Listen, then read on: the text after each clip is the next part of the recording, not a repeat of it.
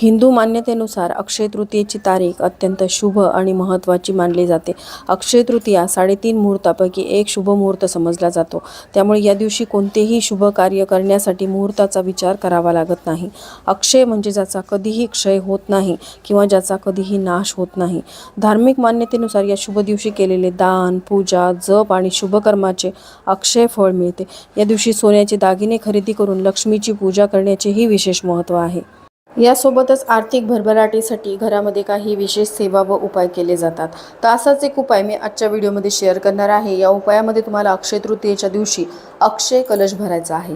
हा कलश कसा भरायचा आहे, यामध्ये कोणत्या वस्तू घालायच्या आहेत, नंतर त्या वस्तूंचं तुम्हाला काय करायचं आहे, यासोबतच अक्षय तृतीयेच्या दिवशी तुमची जर अडचण असेल तर हा अक्षय कलश तुम्हाला पुढे कधी भरता येईल याविषयीची संपूर्ण माहिती जाणून घेण्यासाठी खाली दिलेल्या लिंकवरती क्लिक करून तुम्ही तो व्हिडिओ बघू शकता.